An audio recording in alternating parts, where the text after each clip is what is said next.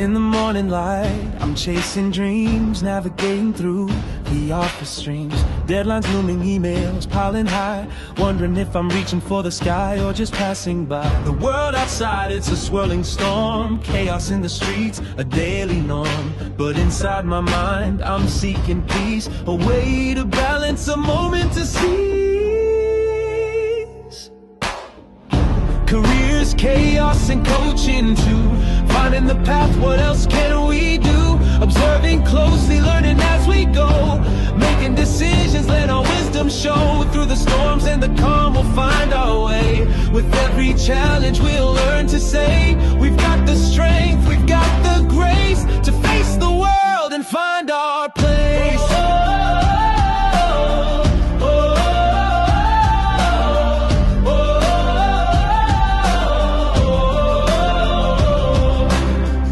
Upon meetings, voices in my head, strategies and plans, where do they lead instead? I take a breath, step back to see the bigger picture, what's meant to be. Coaching sessions, a guiding light, helping me focus, setting things right. With every word, a new perspective gained. In the game of life, it's not about the pain. Careers, chaos, and coaching too. Finding the path, what else can we do? Observing closely, learning as we go.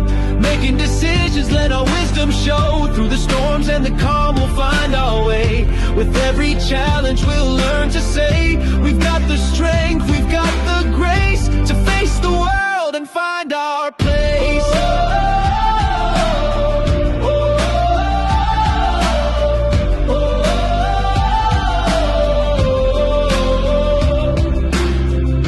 Quiet moments, I find my voice. In the chaos, I make my choice to lead with kindness, to act with care, to be the change, to show I'm aware. Careers, chaos, and coaching too.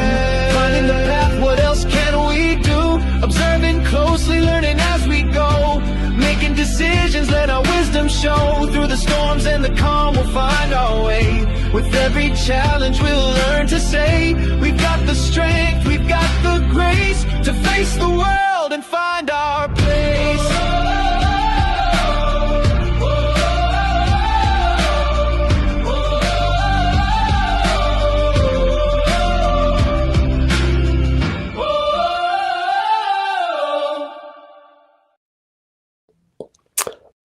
Well, hello, and welcome everyone to Careers, Chaos, and Coaching.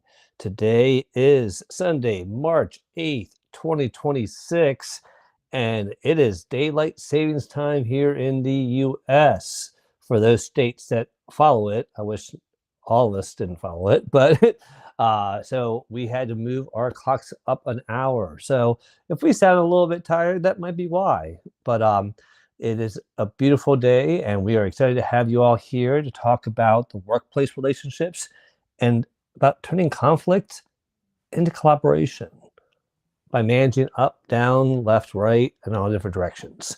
But before we get into the topic, let's say hello to my wonderful co-host, Melissa Houston. How are you, my friend, this morning? You know, I'm not as tired as most would hope to be today. It could be that I do a 4 a.m. wake up and I didn't really feel it today. I don't know what it is, but if you guys are feeling it, I'm so sorry. I'm excited though. I feel like the days are going to be brighter. I know in the Pacific Northwest, we are going to have a little bit more daylight now because the sun was up when the show started, and that was beautiful. But I don't know. I'm looking forward to spring. This is always that time, right? And I hope it stays. I don't want to keep rotating either. In Arizona, we didn't reflect daylight savings time at all, and Hawaii either. And I just think it was so much nicer to not have to move your life around. Oh, and I totally agree. I think that they should change it for all states to be that way because, you know, it affects you for like a week. It really does. You don't think it does. And then you start realizing, why am I out of whack? And that 1 hour just, it messes it up. So I really do think they'd be nice. But other than that, it is kind of cloudy here today. But, you know, other than that, it's can be up in the 70s this week. after having such a cold winter, 70 degrees is something that we are looking forward to. But I want to. I'm looking forward to snow possible this week somehow. Oh, damn. I just looked. I was like, I wonder what we're going to be. And it said tomorrow and Tuesday we might get snow. 80% chance on Tuesday. So we'll see how that goes. Well, enjoy it. I want to say welcome to the people who have joined us early. Coach Carey, watching us on YouTube, thank you so much. By the way, we are live on YouTube, Facebook, and of course, LinkedIn. But good morning to David Cause, Stephen Ang, it's great to see you. And we have Leslie Flowers. Always appreciate you and your amazing insights, and of course, your LinkedIn TV guy. We appreciate how you promote all the shows that everyone does. Mike LeBlanc, great to see you. Like the new picture. You're looking very artistic. Meryl Cass, who is just an amazing person and connector, communicator. And Meryl, I am going to submit for that keynote speaker thing that you sent me. So thank you. Meryl's always looking out for people. He's like, I think you'd be great for this. And it's a keynote speaker application for a SHRM conference in New Jersey. Now, if any of you know anything about Meryl, you know that Meryl is an amazing person and we value him so much. But no one's ever seen Meryl. And I've only heard Meryl say, oh no, crap, because he came up on the stage and didn't mean to. So if I come to New Jersey, Meryl, I want at least a phone call or see you in person if possible. All right. Thank you to everyone who's joined us. All right. So let's go ahead and do some introductions. Miss Houston, would you please start? Okay, guys, if I don't know, there was an echo. If I don't know you, let me begin with telling you I'm Melissa Houston, cultivator of dreams, motivator of human capital. And what that means is I help people and businesses go to the next level, whatever that is. We get a plan together, cultivate that dream out of thin air, and use circles and crayons and to-do list and fun stuff. But really, it's about accountability and action, assessing, looking at the ROI of all the actions we take, and then repeating the process. It works for those who work it. And if you need help, you can check out my services at documentthenact.com. It's the premise in which I think all success lies. So check me out there. I also have my YouTube channel that is streaming live. Also, it is Document Then Act. You can find me there, and you can find my other show, Coffee Chats with Melissa, which I host every Saturday morning, and see some of the playback there. So please follow. I think I'm at 45 subscribers last I checked. I'm trying to get up there. I'm going to be dumping a ton of reels into that place soon, but I'm just looking to diversify my platform. So if you're over there, I want to be friends.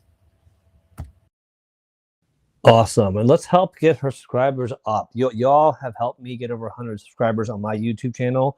And I don't know, it's made a difference.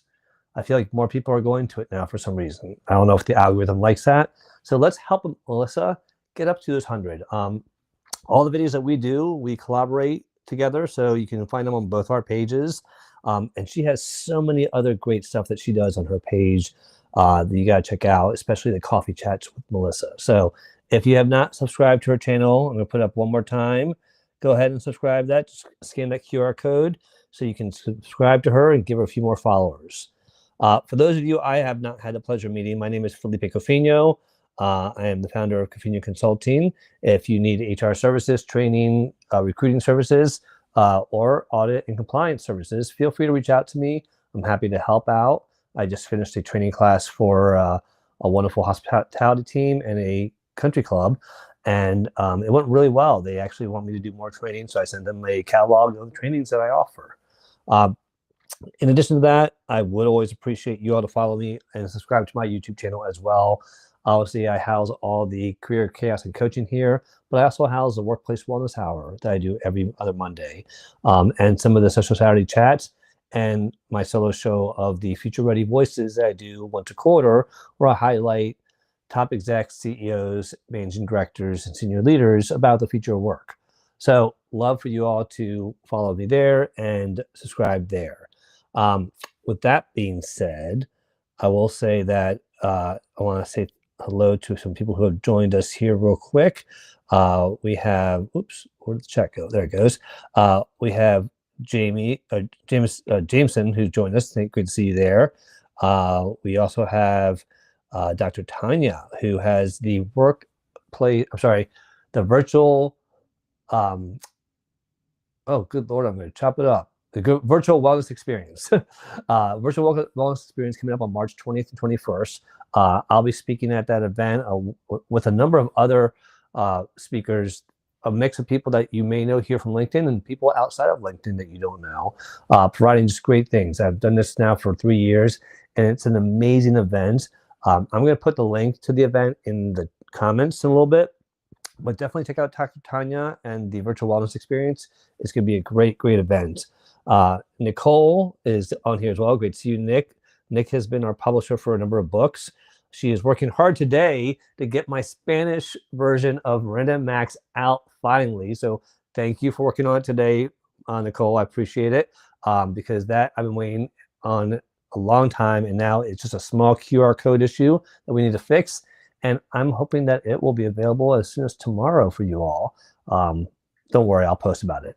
And then Gregory Liverpool, great to see you. Yes, it's the first day of daylight savings time. Lisa Fevick, great to see you. Alejandro, thank you for coming. It's been a while. Great to see you, my friend. And Aaron Gibson, thank you for supporting us on YouTube as always. All right, Houston, you ready to dive into this topic? Because I think workplace relationships are important nowadays, and obviously, I had to turn conflict and collaboration because some people avoid conflict, and some conflict is good. We've proven here that, hey, you can have some conflict, resolve it, and come to a better solution sometimes. I got to just give a shout out before we even get into this. It was Kenneth Dunner, who was in my workplace of Coffee Chats with Melissa. And I was talking about a topic that fired my friend Felipe up. And he came on stage and we were sharing our perspectives. And Ken Dunner said, you guys we were debating. Hey, whatever you want to say.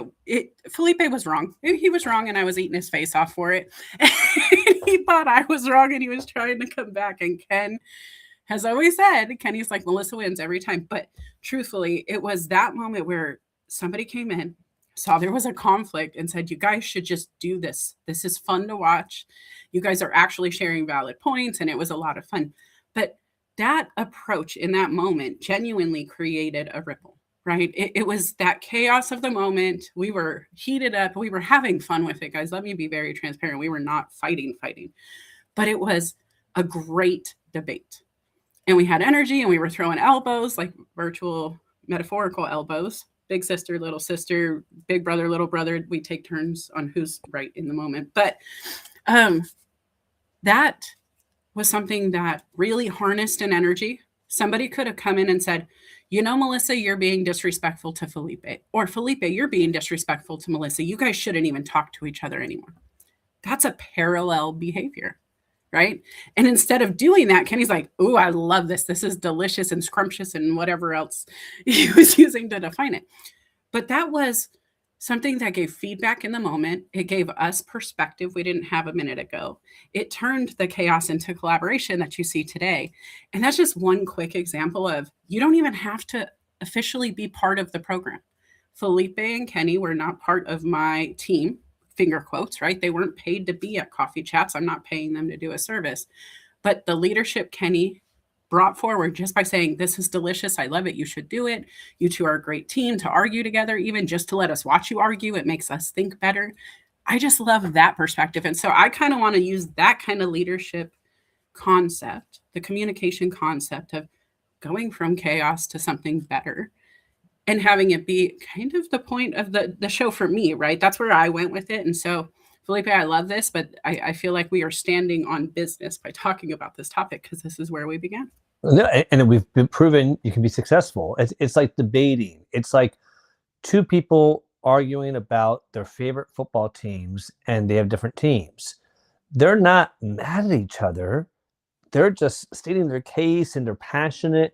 And at the end, they can agree that, you know what, that player did make a great play. Yeah, absolutely. Or you debate a point and say, okay, I didn't see your point that way. I get it. What I always say is that Melissa and I, we argue like brother and sister because we have different opinions about how to get you to the same place. It's like Google Maps. She wants to take the nice, beautiful, quiet, countryside road and I want to take the fast highway road and get there quicker. Doesn't matter. We're both going to get there at the same time, or the same place. It's just about how we get there. So with that Oh, being said, listen, and by the way, if I'm going through the woods, it's because we're going to bypass the traffic on the freeway, still get there early with a bucket of flowers. oh my God, you have But to yes, sit there and try. I do. Yeah, I do. Yeah, Welcome to the Try to chaos, beat brother. me. Let's get going. All right. Well, let's go into here. I brought up 5 points here that I wanted us to start off talking about because I think it's important for people to know, well, how do I? Because some people avoid conflict because they don't like it. I get it. But you don't have to make it a negative thing. It's about having a discussion. And the discussion doesn't have to get heated, even though you disagree. But when you realize that somebody has a different point of view that adds value, you should probably start listening. So the first one here is address the conflict early. If you think there's conflict, don't let it linger. Don't let it fester and grow into a bigger problem because all it's going to do is become harder. It's going to cause you more anxiety, more stress. It's going to cause you to probably not handle it as well as you could because it's getting worse. And now you're getting more nervous and you might say the wrong thing. But when you address it early before it becomes a big, huge issue, you can talk calmly about it. Houston, what are your thoughts about this? Oh, it's so important. Imagine being in the kitchen. You guys, if you've been in a kitchen with other people, you're probably going to understand, right? You're in the kitchen, you're doing your thing, and then somebody comes into the kitchen and they're kind of just a little bit in your space, not a lot in your space. It's bothersome. You're changing the way you're moving in the kitchen because somebody else is there and you really don't want them there. But hey, that's my husband, that's my wife, that's my kid, whatever, right? And then you don't say anything, but then you need that side of the kitchen now because you're done with this part of your work. And so now, because you didn't say, hey, get out of the kitchen. I'm busy. I'm already cooking. I can't share my space right now. I'm going to need that counter too. Now you're in a dilemma personally talking to yourself about, oh, why are they in my room and my space when I needed it? They have no idea it's wrong until you turn around and go, hey, get out of the kitchen. And so, just turning around going, hey, wait, are you going to start a recipe? Having that question, having that conversation, if something starts to feel bad, just going, ooh, my stomach's uneasy. Not waiting until, oh my gosh, pull over right now or my tummy's gonna, and it really is that little bit of unease, that feeling, you address it before it becomes bigger. It's like blowing up a balloon inside. The more you let the air fill, the more you see that balloon. The more you see the balloon, the more present it becomes, right? And if you keep filling it up, it's just going to get bigger and bigger until it pops. Absolutely. Want to say hello to Christine for for joining us. Americo, thank you for giving up an hour of sleep to be here with us. We appreciate that so much. And Lauren Sermon. Hey, Lauren, great to see you back. Hey, girl. All right. So real quick, as a reminder, we are live. If this is something in the topic that you think others might benefit from, think about those people that avoid conflict or talk about, oh, I have all this conflict at work. Invite them to the show so they can join us live or repost the room to your network so they can join us live. That way they can benefit from all the stuff that you're hearing as well. All right. Number 2, we just talked about this. Listen to understand. So often we say we're listening. No, you're hearing people, but you're not listening to understand. When you try to listen to understand and focus where the other person is coming from, that perspective can be so valuable. But it's like that old adage saying, listen to understand before you try to be understood. Okay? Meaning that listen to that person's point, try to understand where they're coming from, and then share your side. Because your side, you might change your mindset once you listen to them. But a wise person's going to listen to different perspectives. You think about a leader of a team. A smart leader will go to their team and say, hey, this is our situation. I need recommendations, options, suggestions. What do y'all think? This is valuable if they listen to them. But when someone has conflict, if you listen to understand, you might find the root issue isn't what you thought it was. So there's so much value to listening. I can't stress it. I've always said God gave us 2 ears and 1 mouth. We should listen twice as much as we speak. And I say that to myself a lot, trust me. But that's an important thing. Houston, what are your thoughts? Oh, 2 ears, one mouth was right on the tip of my tongue. It's definitely important to remember that. But the other part, from just a sales training perspective, from a coaching perspective, if I speak first, I am guiding the conversation. It very much, and I'm not a therapist, but in therapy, they ask questions to let you guide where the conversation should go. They test the water. They get a pH balance, so to speak. And I think when you ask questions before you apply your solution, you're wise. If I don't know why you're bleeding, how do I know where to put the band-aid? If I don't know what the problem is, how am I going to come in knowing the client's going to buy my product as a solution? I'm guessing. I'm just guessing. And so not only do we have it from that aspect of assessing before we address the problem, but then tonality, guys, meeting clients or your person or your partner, wherever, whoever you're communicating with, where they are. If I walk into a room that's full of collegiates who are using $10 words, my vocabulary needs to increase. And I won't know that until I listen to them speak. If I walk into a room full of 5-year-olds, I need to hear these 5-year-olds talk. Maybe they're going to say something that matters. If I walk into a room and say 6, 7, I just got a whole classroom to pay attention to me for no reason at all because they use that term. I'm speaking their language. And so I think listening to understand, asking questions, understanding how the other person communicates most effectively helps. Absolutely. And asking those questions, you make an excellent point. I always tried, and this is a good tip for you all to hold on to when trying to listen to understand, and to Melissa's point, asking questions. If you don't know what questions to ask, have this in the back of your head. Ask why 5 times. And don't be like a little kid, like, why? Be intelligent about it. It's like, wait, why is that important to you? Why did that bother you so much, though? Why is it when I did this, you reacted this way? Okay, why? And so when you get that, you start getting such valuable information. So start off with the 5 whys, all right? Oh my God, did Lauren Sermon just put 6, 7 in the chat? Yes, she did. Our girl knows she's got one of those kiddos right at that age. That's what I mean. When you speak in a language people understand, they show up. They're like, oh, I know what she said. I know that. Okay, so all right, let's go to the next one here because thank you, Lauren, for the comic relief. And for listening. She's listening. She is. All right. Number 3, focus on the issue, not the person. Look, we have people that just sometimes irk us. They rub us the wrong way. And we just, for whatever reason, we don't click with them. But we can work with them. I always tell people in the workplace, you don't have to be best friends, but you got to learn to work together as professionals. So don't let your biases about the person confuse the issue. Because if you're a true professional, you're going to try to resolve the issue without making it personal, because you don't want people making it personal about you, do you? So focus on the issue, separate that problem, and prioritize it. And this helps keep the conversation productive. It really does. And the person will probably respect you more for not saying things like, well, you always do this. Or why, you are just constantly difficult to talk to. Don't insult the person. Don't make it about them. Focus on the issue. How can we resolve this? I want to resolve with this together, and I need your help.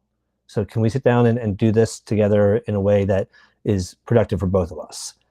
That is focusing on the issue and taking anything personal out. Houston, I know that you and I, we the fine line between that sometimes for us, but we know how to separate it when it comes down to important issues. What do you think? I think it's important to remember who you're talking to, why it matters, like the who, what, where, when, whys in all things, but especially when you're focused on issues, problems, concerns, things that hurt, sometimes things that burn. We're talking about a scope of workplace, but there's a lot of friendships that are in workplace. There are times where your boss has to lay you off. Are you mad at the boss? Are you mad at the company? Are you mad at the economy? What was the issue that created that ripple for them? And are you mad at the delivery method? I always give the analogy of I am just the speaker. I'm not the radio. I'm not responsible for the messaging that's coming out of me. I am just relaying the data to you. And So there's some of that depending on who the person is, right? Especially in the workplace, that I would use as a filter. But the other side of it is, if you're talking to your person, your people, your friend, your partner, somebody who you care about beyond the workplace, you have to remember why you're fighting for it, why you wanted to address the problem in the first place. Who is this person to you, and what outcomes are you trying to do? Like, do your who, what, where, when, why before you approach the problem.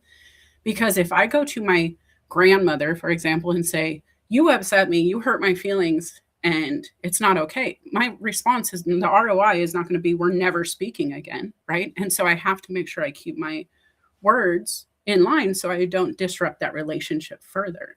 If the outcome is to fix the problem, if that's the goal, then we have to make sure we're taking the steps to get there, and the who, what, where, when, why's before you show up, and then listening to theirs before you serve yours is going to be very helpful. And I will say that understanding how they communicate and how they receive information is important when you're trying to resolve a problem in the conflict. I talk about communication styles all the time, and understanding how someone likes to be approached. If someone likes to sit down and just kind of brainstorm together, great. Some people like to say, hey, send me the email about what you want to talk about. Let me read it, process it, and then let's meet. So also make sure that you approach them the right way, the right time, and please just have common sense to know the surroundings. If they're stressed out and busy, now may not be the right time to address the issue.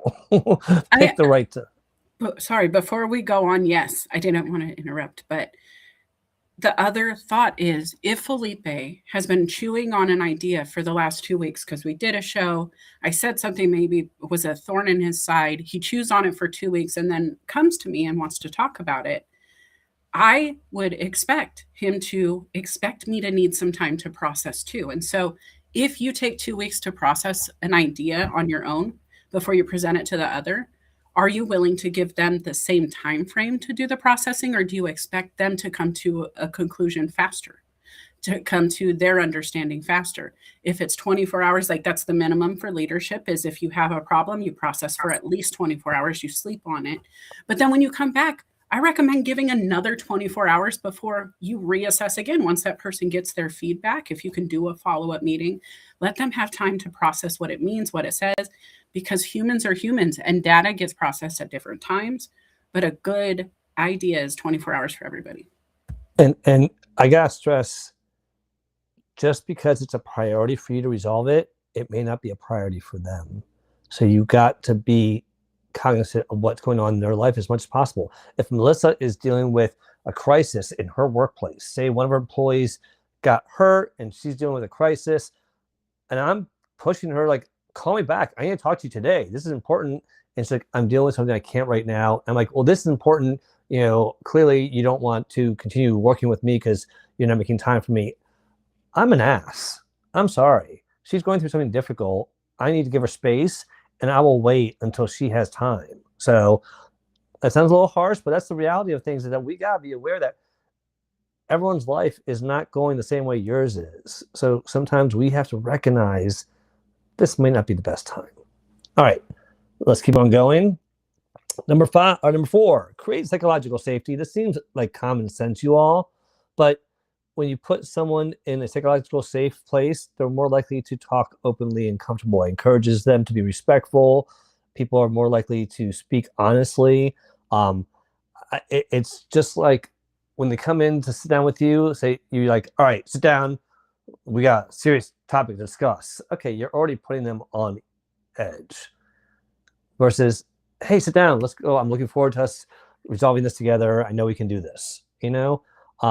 It's whether you're their supervisor, their colleague, it doesn't matter. You don't want to go into the conversation with any kind of anxiety, intimidation, fear, or stress. You want to be able to make sure that both people, or both parties, or all the parties involved, feel comfortable enough to share their concerns. Because if you don't get through the concerns, you're not going to resolve the problem. Houston, what are your thoughts? I think if we have done 1 through 3, this has already started, right? I do think having a space away from either of your your zones, whether that is your corner of the store you're working in, whether it's the corner of the office, whether it's the corner of the booth at the event. I don't care. I really don't. If you both have your place in an organization where it is your spot, your desk, your office, get the hell away from it. Go to the conference room, go to get coffee, go have tea, go sit in a park at a bench. It's something that takes you away from home field advantage, so to speak, right? There's that mentality there, guys. We've been taught to have that mindset of there's always a more advantageous person in the room in those kind of meetings if you work that way. I thought Mary Poppins when you were talking, going into the bank office and asking for an extension on the loan for the house and just the doom, the big office. It was every footstep echoed. The desk was oversized. The chair was oversized. The ego behind the desk was the same. And is that the boss you want to be? Do you want to have that Wizard of Oz effect of going to meet the wizard down in his office space, be the shaky knees down the red carpet? Because I wouldn't want to be that, right? I want to be the one oiling the elbows and the arms and helping them along. And so really it's remembering who you are. If you know who you want to be, if you've done the steps up to this point and you've taken the time to process and you know it's not the human, it's a problem, it's a training, it's communication, it's lack of resources, then you can tackle it together. And starting that psychological safety of this is a you and I problem we're tackling together. You're on my team. The problem's on the other side of the field. You and I are on the same side. How do we fix this? It really just opens the door for a ton. Felipe? Well said. Well said. All right. The last one here. Turn the solutions into shared wins. Be humble. Don't be a jackass. Don't be like, oh, yeah, I got them to see my side. Yeah, I convinced them. Yeah, I turned them around. You went, no. You went in there to resolve a problem and you resolved it together. Share the success of it. Don't be cocky. Don't be trying to act like, oh, because of your master intelligence, you were able to resolve this huge problem. No, you did it as a team, you moron. Okay? So please recognize that when you come up with a solution to something, recognize all the ones that help you come up with a solution. Don't take all the credit. Don't be a credit hog. Show that you respect the people and the information they shared to get you to that solution. I'll stop there. Houston? I love this so much. Maybe not the words you're using, because I think we could use it better if we're all on the same team. We don't call each other names. But truthfully, it does feel a little bit silly to have your wins not be a team win. Because even if you're the leader, even if you're the quarterback, even if you're the one making all the plays and decisions, you can't do it all alone. Somebody's filing your paperwork at night even. Somebody's cleaning the toilet so your guests don't come into a messy bathroom because you're not doing it. Somebody else is. When you create that environment of we win together, we lose together, it changes the dynamic. And I have personally cultivated this at my day job at the motorcycle shop. I get text messages all week long. And, as a retail manager, you expect to be on call a lot. You probably get a lot more communication than most on your phone. In industry wide, that's a statistic. Mine come in and say, hey, by the way, I did this amazing thing. Hey, we're at this much sales for the day and it's only this time. Hey, I got 56 membership signups out of 114 for the whole event for the day. My assistant went and got 56 people to sign up. There's 20 people there probably doing the same job, and he got half of the sign up, basically. I got texted that while he's not even on my watch for the next week and a half still, right? And I think that communication, where the problems that we had, the things that we did to train, the communication started flowing up without me asking. Even on my days off, even when they don't have to be accountable, they want that gold star. They want the shared win. They want the high five. And I think you can create that and turn those people into advocates for yourself, the team, and each other. And that's just so huge. Absolutely. And when we win together, everyone wins. And yeah, you're right. We shouldn't be calling names. I retract the moron comment. All right. So to wrap up here, just one last takeaway here. Remember that conflict isn't the enemy. Unmanaging conflict is. And when we handle it well, it becomes a pathway to trust, innovation, and stronger collaborations. Think about this. If you broke through that conflict and resolved it and were able to collaborate with somebody, now you have someone to collaborate again in the future because you know you were able to do it successfully. And that's a powerful thing for a working relationship to have, to overcome conflict, realize that you all work well together and that you are a strong team for future projects. That's the miracle of working through a conflict and having a good working relationship. Houston? Yeah, I mean, conflict just shows you there's something there. It's when you rub your hand over your desk, if you feel a little bit of abrasion, just means you need some sandpaper. And that conflict, that push, that work that's being done to kind of shine each other up. Like the sandpaper's deteriorating while it's working on the wood. You guys are they're both giving a little, right, to make it smooth again. And if you use that idea of we're not changing the desk, we're not doing a lot of work. We're just making it to where when somebody else rubs their hand against us, they're not going to get a splinter. They're not going to be in pain. So I'm going to give a little, I'm going to shape you a little, you're going to shape me, and we're going to work this out. And just being willing to fix it. It goes back to slide 1, right? Like, don't let the small things become big things. If you don't deal with conflict early, it's going to become something bigger later. And so just being mindful of who, what, where, when, why at all times. All right. Well, I hope you all found that valuable. Let us know in the chat what some of the takeaways you found most valuable that you're going to share, apply, use, because this is really something that, again, if Melissa and I had not had that conflict on her show on that day and Kenny had not spoken up, we would not be here today at season 3 realizing that, hey, we can have conflict resolve and come up with some great ideas to share. And that's what we've done with Careers, Chaos, and Coaching for 3 years now. Want to welcome, David, you're right. Team wins, no spotlight needed. Absolutely. Take away the spotlight. Or if you're going to have a spotlight, shine it on the whole team, not just one person. And Omar, it's great to see you. Zoom party watching on YouTube. Omar really wants us to do the game show. So we got to figure out how to do that one day because that would be fun. I've watched his game shows. He puts a lot of work into those and he does an amazing job. Hello, Omar. He's in Phoenix. He's in Arizona. I'm from Arizona. Yep. You got to sit there and just make them like, oh, it's my friend. They're closer to me in my proximity. They live in my state. Hey, I didn't say all that. I just know something about him. I mean, I pay attention to everybody. I just don't always have time to engage the way you do because, I do other things sometimes. But no, I love it. I wish we could get our schedules to align. It's really hard right now with me being in my super heavy motorcycle season. We're busier than ever, but we'll figure it out more. We'll figure it out. Well, listen, we put the link in the chat for you to join us on stage. Please feel free to join us on stage. We'd love to get up and have you all discuss how you've dealt with conflict or what was some of your favorite takeaways today. But one of the things that I've realized also is that conflict arises not just in the workplace, but like we talked about, at home, with friendships, with romantic relationships. And the longer you're with somebody, it's easier to double down sometimes. And I don't know about you, Houston, but with family, you use past experiences of like, well, this is how you were when you were a kid. Okay, well, that was 25 years ago. We're adults now. I think we can handle it a little bit differently than when we were kids. But when you're dealing with siblings or someone from your youth, sometimes you revert back to that childhood mentality, even down to like using childhood terminology like, well, you stink too or whatever, something stupid and childish. What are your thoughts about this? I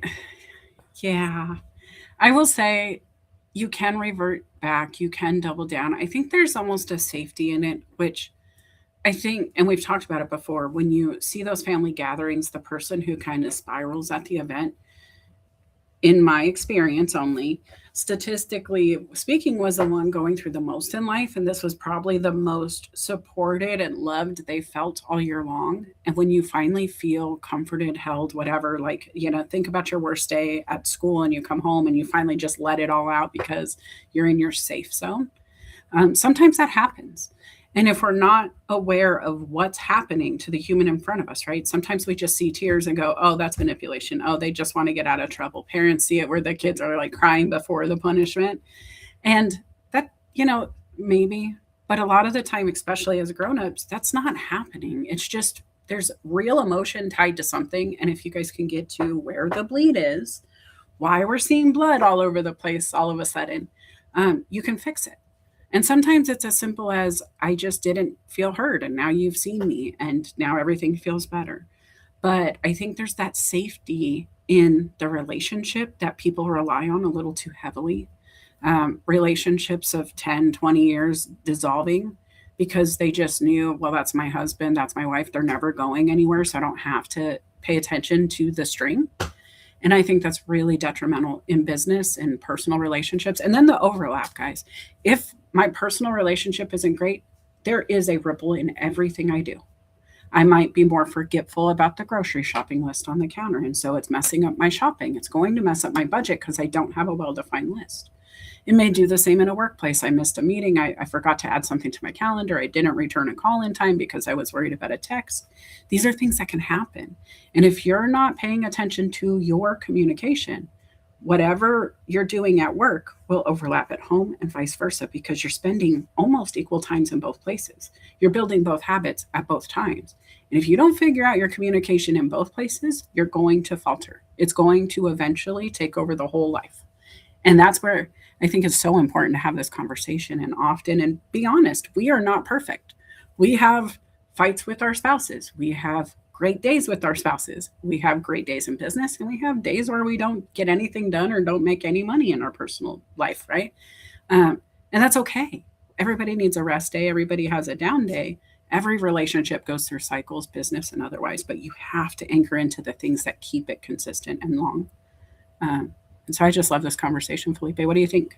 No, absolutely. And I love what Nick said, because you can't go into a conversation thinking, oh, I have the solution, I know it all. You have to go into the conversation with an open mind and being receptive to people giving you different ideas that are contrary to yours. I have a question for the audience. Which one of these things have you seen that has caused the most conflict in your workplace? Is it poor communication? Is it recognition issues? Is it managing up? Is it cross-team challenges? Or is it just personality and work styles? Because the one thing I keep on going back to is communication styles. Emails that get misinterpreted. That's happened to all of us. Oh, you seem so angry in the email. Like, no, I was just in a hurry and I just wrote it fast. But if somebody writes, this needs to be fixed ASAP, that can come across a little aggressive. But it's funny how if you spell out ASAP, hey, if you could fix this as soon as possible, I'd really appreciate it. It changes the tone a little bit. So how you communicate verbally, how you communicate in written form, how you communicate with your body language is going to add to diminish the conflict or to reduce the conflict or to fuel it. And I think that's the important thing that I want people to remember is the communication styles I talk about. When you understand how someone likes to receive communication, you're going to be so much more effective in resolving conflict because you respect them enough to understand them. And if I know that Melissa doesn't like it when I come fast and hard at her with an idea and I keep on doing it, it's going to cause her angst. But if she says, hey, send it to me in an email, let me read it when I have a chance, and can we set up a time to talk about it tomorrow? Some people need that structure, that time to process, and you got to respect that. Because sometimes people might come in, if I come in all aggressive with an idea, it's like a bull in a china shop, and nobody needs that. So we have. I think, where did Felipe go? Okay, so I'm just going to say something while I think he's coming back. I don't know where he went. For me, the thing he said that was most important in the email response was the who, what, where, when, and why was addressed. This is the problem. I would like a solution. This is why I'm coming to you. This is why it's a problem. Whatever it is, if you could just develop that concept in the email of the who, what, where, when, why, I want to follow up with you tomorrow. It really helps people, right? Because you have those details. And so if you can share the details and then let them process and prepare, it's super helpful. And Felipe does it naturally because as a leader, you learn these things and they don't call it the who, what, where, when, why, but we are taught to want to know the details. The more details we have, the less stress we are. The more details we have, the more we know where we can add to it. If you already have a recipe built, it's hard to add your perspective, your overlap, whatever it is. And so just leaving room for a little bit of play, especially in a partnership, asking the questions of, what are your thoughts on this? How can, and just revisiting the who, what, where, when, why in the moment after the email. It's just brilliant. Felipe, welcome back. Thank you. I had to refresh my screen there, but yeah, so thank you everyone for all the comments in the chat. I love people sharing that. You know, I love Coach Carey's comment. I work for myself from home, so I'm going to guess the problem is personality conflicts. You know, sometimes we do have our own conflicts with ourselves, Coach Carey. Absolutely. All right. Well, listen, we have got 12 minutes until the end of the show, so the link is in the chat for you to join us up here on stage. And let's get to our first guest. Gregory, welcome on stage. Please tell us your thoughts about managing conflicts in working relationships. Over to you. Hey, can everybody hear me? Yep, loud and clear. Okay, just checking. Again, happy first day of daylight savings time to all the women on the platform. Happy International Women's Day as well too. In terms of managing conflicts, and I'm basically always on the not so pleasant end of it because of me being neurodiverse and people in my real life network. And I'm going to split this into two of my real life network and my network on this platform. That my real life network does not get me as me, and therefore their fastest, more effective thing to do is basically get rid of the non-traditionalist, quote unquote different person in the room.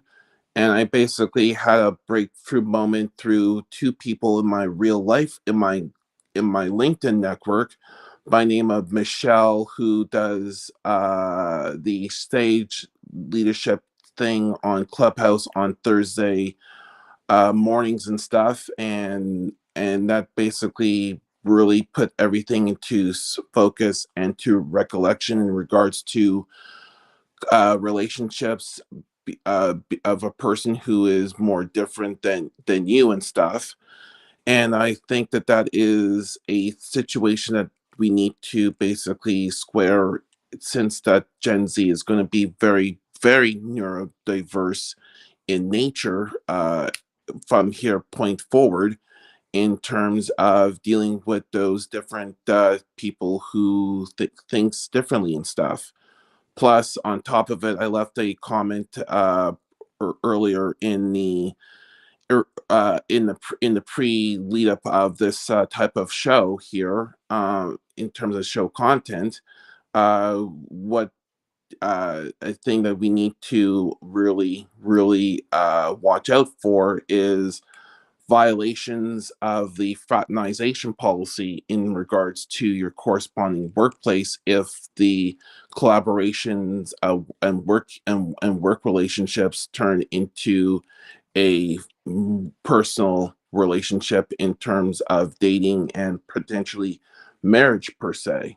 So that's a situation that we all need to be on the lookout for, because once it goes that realm, it could become, the workplace can become a very, very power keg type of a situation, a situation that things could get very, very emotionally charged in that type of value per se. So that's what I care to leave on that type of note. But bringing it back to it, how I deal with the conflict in terms of real life is that it's basically, I am basically shunned aside, and it's basically very evident in regards to some of the stuff that I was dealing with my mentor and stuff, and they basically shut me aside. And that's why I say that I always wish that my LinkedIn network was a carbon copy of my real life network in its complete entirety, because if it was, stuff would be basically done more efficiently and effectively. But a lot of people are uberly hands off in regards to the three different types of people. One of the three types of people is people wonder what happened per se, instead of being more progressive rather than, but they rather be regressive per se. So yeah. Well, Thank Gregory, you. I love your share. And I got to tell you, I have a few counter thoughts, and then we're going to go right to Marcia because we're short on time. Oh Well, boy. after Felipe. But listen, I hear what you're saying. I do think we come down to choices of, if our actions don't work, we have to move where we're acting. If you're hitting the stump on the tree over and over again and it's not making an impact, you find a new tree, or you change direction of where you're hitting the tree, because there's a knot there and you're not going to get through it. When we think about fraternization in the workplace, I'm dual sided. Number one, Felipe met his wife at work, so I know there's a stance there. But the other side of it is, I often work with small businesses that are owned by a husband and wife. And so having a policy like that when it's a co-ownership situation isn't always going to work. They were related and married before they opened the business, or they were engaged and got married while owning the business together. Sometimes they weren't they owned it together and married later, because the ownership created a partnership that just worked everywhere for them. That said, if you're not comfortable working in those environments, stay out of them. There are organizations that did proactively set a boundary and retroactively set the boundary once there was a ripple that they weren't anticipating. But then they went, oh no, I got a flat tire on this road. We have to make sure we put up a sign here saying we don't go down this road, right? We have to close this road or fix the pothole or whatever it is. And sometimes you just can't plan for everything. Nobody could have planned for COVID. But businesses should have a plan now that they understand that there was a ripple there. And so I think it's perspective. I think everybody has to do it their way. But it's really hard to have a no fraternization policy, Felipe. Well, Hold the on. reason Sorry, why- Gregory. Hold on. We don't have time to go back into your point of view. I'm sorry. We can do it maybe another time. But Felipe, isn't it hard to retroactively or proactively prepare for everything from an HR standpoint? Oh yeah, absolutely. I mean, it's one of those things where you got to look at, like you said, hitting the brick wall. I said before, you got to go around it, over it, under it. If you're going forward and hitting it, it's not going to work. It's like me trying to communicate the same way to somebody and they're receiving it badly and causing conflict. I've got to change my approach if I expect something to change. That's why I've been sharing this quote all week. And it's funny, I shared it with my wife and she wants me to print it out and put it on the mirror in our bathroom.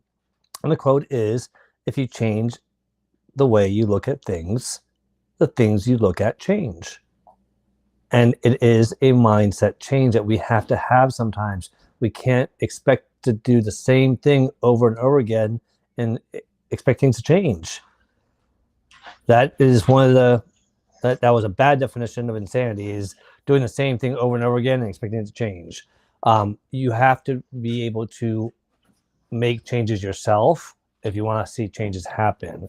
And, working relationships, I will say there's a reason why there's policies in the workplace to prevent people from supervising someone that they're married to or having a conflict of interest. But I met my wife and we made sure that it was done professionally at work.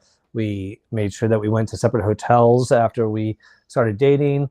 We didn't supervise each other. And there's, you can't stop people from falling in love. I realize that. You can't. It's just not possible. You can do whatever you want and say all you want, but you can't stop it. But you can put guardrails to make sure that it does not impact the workplace. And if it does and they violate it, then they lose their job, which sucks. But again, conflict is definitely a hard thing. So that's why we have to look at ourselves and see what can we do differently. All right, Marcia, thank you for joining us on stage. It's great to see you here.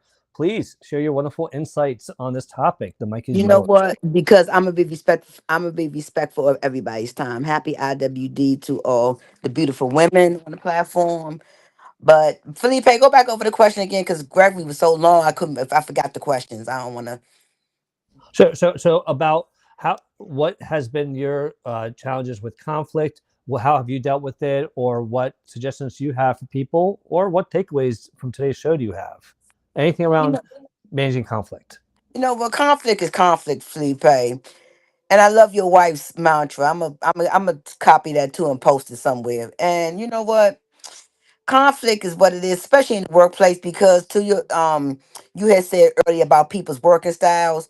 Baby, it's so different, people's working styles, and for me it's frustrating because I know different people have different working styles and I get that totally. But when somebody is lacking and nobody's being and that person's not being held accountable, that's when it becomes a problem. Yeah, because some people work styles is not for the detriment of the organization, and I'm gonna leave it right there.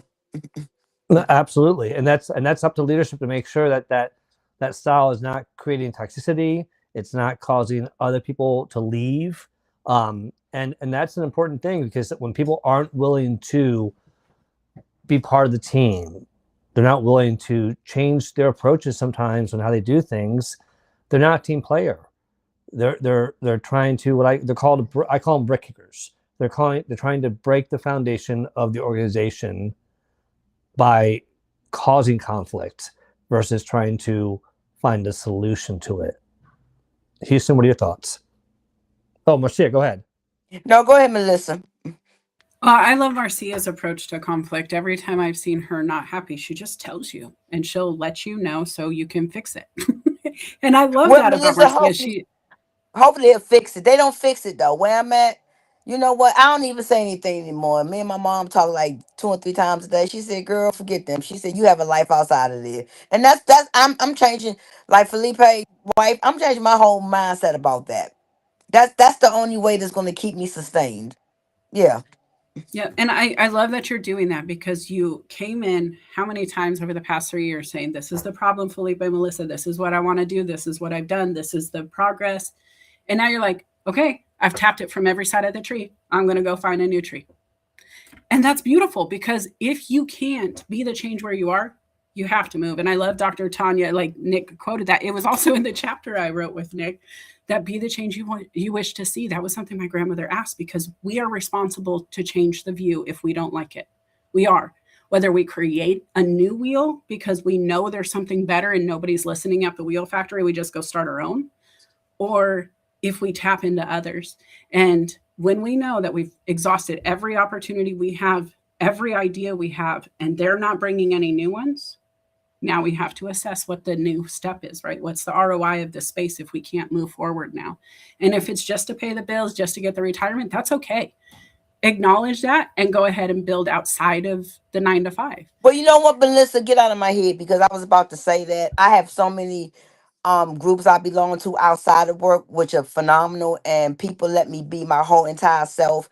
And what I bring to the table, everybody appreciate it. And more people have been asking me to do more things because they respect what I bring and they love what I bring to the table because I'm gonna, like you said, Melissa, I'm gonna be 100% up front. I don't have time. I don't have time for fluff.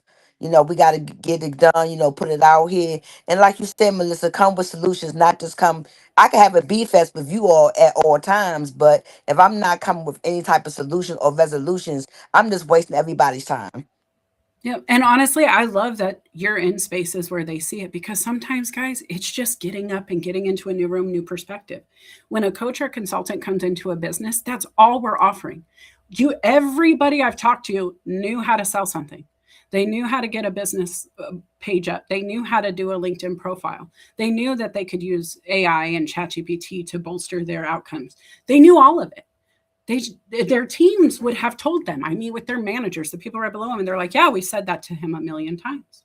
But it's because the new person said it. And so if you're working with people who can't take in data from you just because you're not the new shiny thing, go be the new shiny thing for somebody else. Because if it takes you being new, that's what it takes. And that's so true. And Marcia, one of the things that I love about you is that you are a great example of someone who is trying to change things for the better, and that you do change your approach and you don't quit. And the fact that you have found a community that lets you be yourself, that I think motivates you, because as much as you may not think you've made an impact at your work, I can tell you have, because the things that you've shared with us that you've done, there are people in there that have heard you, that have felt you, that have rethought things because of what you shared. It may not be the change that you wanted, but you've made an impact. And that's why I think the people in your community value you so much, because they see how valuable the impact you offer is. The people in the workplace, maybe not as much, but I can most guarantee you that you definitely have impacted people there. So thank you for being a great example for others of how to approach conflict, how to try to resolve it, and how not to let it get to you and bring you down, because you really are a great example. Thank you both. All right. Well, this has been a riveting conversation. I know that I've found value from it, even for myself. I hope all of you all have found value. Please share in the chat what your biggest takeaway has been. We'd love to hear your thoughts. And also, let us know if there are any topics you would like to have us tackle in the future, because as always, we welcome your insight. We value it. I do want to say thank you to everyone who joined us and who engaged. I mean, Nick, David, Meryl, thank you to Gregory and Nick for coming, and Marcia for coming up, and for Dr. Tanya and Leslie and Coach Carey, and Bonita. Oh, wow, Bonita Dorsey is in the house. Wow, I used to work with her at Hyatt. And Mary, thank you for joining us, and Christine, and Omar, and Stephen Ang, and all of you. We appreciate you all so much. Thank you for being here. Houston, any final thoughts and what you have coming up? Well, I mean, I'm going to apply all of this today immediately, but more personal. I'm going to go spend the day with my daughter and her dad at the park and try to get some of the sunshine they're promising before the snow. But then next week, Saturday, I have another coffee chat. I should have it up yet today or tomorrow. I have a big, huge on-site networking event happening at Sliced, my newest client here in town. And so I get to do some on-the-ground networking. And Felipe, I joined the Chamber of Commerce here in Bellingham. And so got to go downtown Bellingham, introduce myself to the chamber, invite them to our networking event. But it's just time to get out on the ground. It's spring. I can feel it. The energy's there. I'm going to hit the bricks. I'm going to do some old school marketing, door to door, dropping off flyers about the networking event, and just really get excited to not be online for a while, if I'm being honest. Not that I don't love all of you.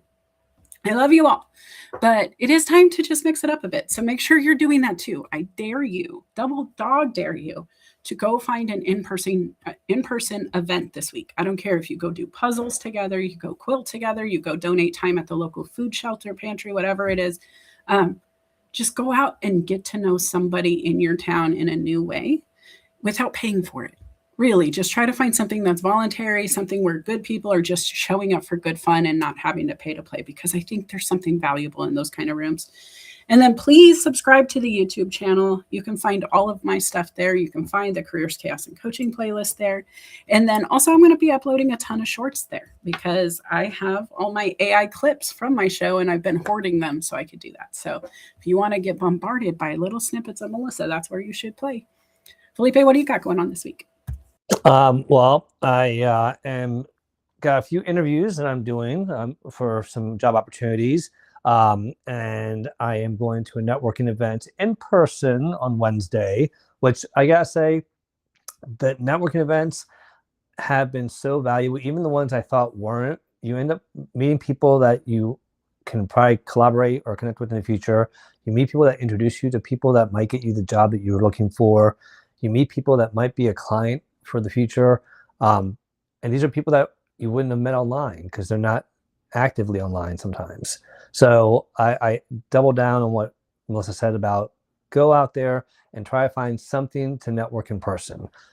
And if you're looking for any services, obviously, Convenient Consulting, I do offer HR training, coaching, recruiting services, auditing, compliance. As I mentioned, I just did 2 training classes last week. So love to be able to help you all in your teams with that. And if you would be so kind to subscribe to the YouTube channel so you can really see all the stuff I do there.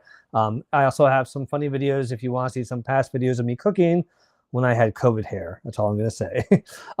But what I do have coming up is on Tuesday, I have the presenters week of the virtual wellness experience. And there I will be talking about the topic I'll be presenting on at that conference. So feel free to join us on Tuesday live. It's on my page, so you can hear more about the virtual wellness experience and some of the presenters that will be there. And then on a week from Monday, I do have the Workplace Wellness Hour with Simona Jetty and Ashley Llewellyn at 8 p.m. Eastern. And then Saturday, I do have the Social Saturday Chat with the Social Saturday Chat crew at 12 noon Eastern. So feel free to join us. All those are available on my YouTube channel. If you want to subscribe, would appreciate that. And with that, Houston, I think we are a wrap. What do you think? I think I'm grateful for everybody who came, all of the commentary, all of the feedback. Guys, thanks for being you. Thanks for showing up and making this a thing for 3 years, because without you, we wouldn't be here. And Felipe, you tell your beautiful wife I said hello. Tell her thank you for the quote. I already texted it to David and said, hey, I love this. I love this so much. You should definitely look at it. And so I feel that it will be printed off for me too. I think it was just great. And I think the topic is great. And I appreciate everybody who shows up to fuel this, because without them, we wouldn't do it. We would be somewhere else. We know. Absolutely. We wouldn't be here. That's for sure. Yeah. So thank you all. Thank you so much for being here with us. We'll see you in 2 weeks. And like I always say, remember to be confident in what you have experience in. Be curious about what you don't know and learn it. Be grateful for what you have, because you have more than others. Be compassionate to yourself, and be tenacious as hell, because you've got this. Have a great day, everyone. We'll see you in 2 weeks. Adios.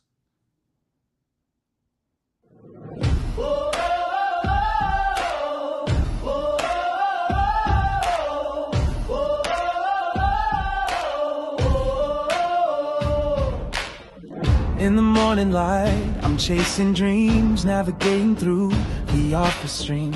Deadlines looming, emails piling high, wondering if I'm reaching for the sky or just passing by. The world outside, it's a swirling storm, chaos in the streets, a daily norm. But inside my mind, I'm seeking peace, a way to balance, a moment to seize. Careers, chaos, and coaching too. Finding the path, what else can we do? Observing closely, learning as we go.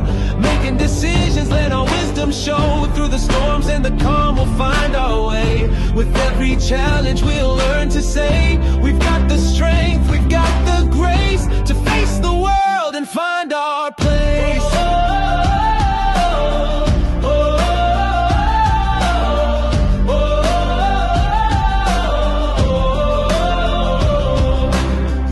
Upon meetings, voices in my head, strategies and plans, where do they lead instead? I take a breath, step back to see the bigger picture, what's meant to be. Coaching sessions, a guiding light, helping me focus, setting things right. With every word, a new perspective gained. In the game of life, it's not about the pain. Careers, chaos, and coaching too. Finding the path, what else can we do? Observing closely, learning as we go. Making decisions, let our wisdom show. Through the storms and the calm, we'll find our way. With every challenge, we'll learn to say, we've got the strength, we've got the grace to face the world and find our place.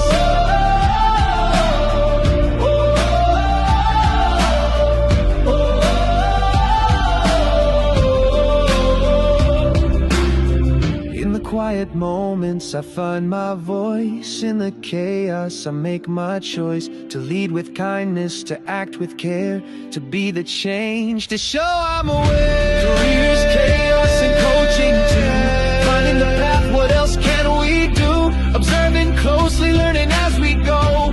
Making decisions, let our wisdom show. Through the storms and the calm, we'll find our way.